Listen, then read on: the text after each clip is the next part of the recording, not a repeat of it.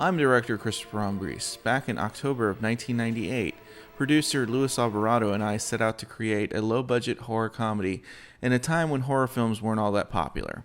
Gathering a small band of actors and friends, we began a one-year journey into creating this film.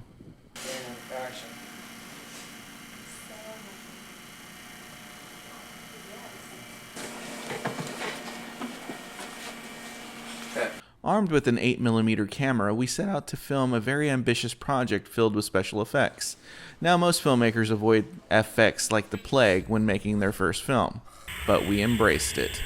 I had been doing FX since I was about 13 years old, and Dark Blood was loosely based on a short film we made in high school called Fangs. But we were looking to expand our horizons into a feature film. Did you want to keep this? Good. You had me going there for my way and put it in Mexico. Yeah, I would still keep that in there. The script was 120 pages long and full of characters. The core cast was John the Slacker, played by myself, Brain, the nerdy hypertense best friend of John, played by Michael Cantu, Billy the Stoner, Party Animal, and Ladies Man was played by Ryan Huntz. Val, the love interest of both Billy and Brain that gets caught up in all the danger, is played by Sylvia Bolster. Catherine, the key to the story and the target of the main villain, and the object of John's affection, was played by Claudette Charo. And last but not least, Jay Flores played the evil and menacing Lupus, a vampire bent on world domination and looking for the girl with the right blood type, that girl being Catherine. See you, Billy. Take one. Roll B. Amy, action. And action. The first batch of actors came in 1998, and we rehearsed a very large script. A script that was probably too ambitious to film on such a low budget with a non-professional camera and crew. In hindsight, we probably should have simplified the script, but we didn't. You know somebody around here? We ran through 26 tapes over 52 hours of footage. We filmed scenes and then refilmed scenes. Brain sucks. Brain sucks. Brain sucks. God, every time we play this stupid game, you become a damn pain in my rear.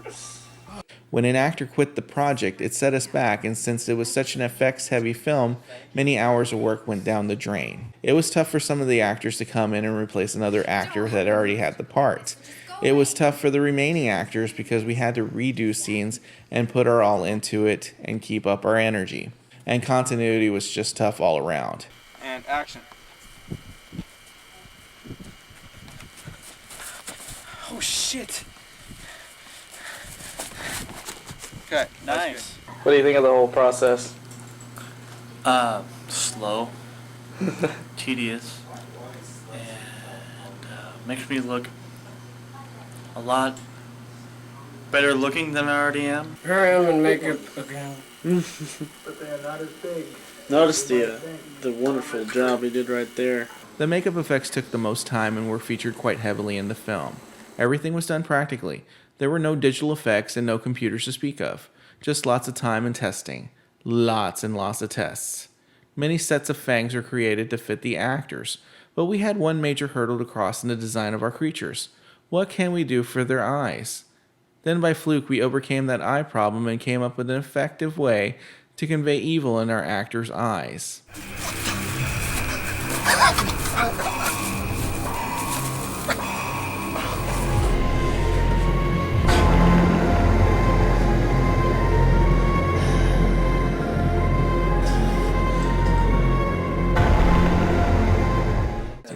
Once we got to the tail end of shooting, we were racing to screen the film at Del Mar College.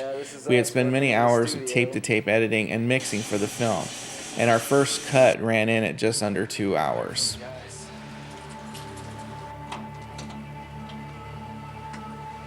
Dark Blood wasn't an immediate success. We took a hit to the chin with our first cut. In the process, I had learned a lot about dealing with actors, dealing with special effects, and becoming a decent editor. Whoa! Not happy with the washed-out, muddy look of our first cut, I went back and digitally re-edited it and remastered the film in 2006. Now it's a leaner 92 minutes and bringing my vision closer to the screen. But, on the flip side, it was a tough time for us, because our good friend and actor, Jay Flores, had passed away in February of 2005. That was a blow to us both personally and professionally. Listen, Billy. I have a job for you to do, so listen very carefully. Now, 15 years later, I hope people get to enjoy our work. It's now on YouTube, finding an audience that we just didn't have back in 2000. We also get to show all the different versions of the film that might have been. No, I'm ready to go right now. We did the film before cell phones, before computers, and before YouTube became the norm. We just loved films, and we wanted to make them. And no, the film is not perfect. It was never meant to be. Everything I had learned on this film I had applied to my later films, and I'm thankful I can still tell a crazy horror story and never gave it up. And thank you for watching and listening, and enjoy the film.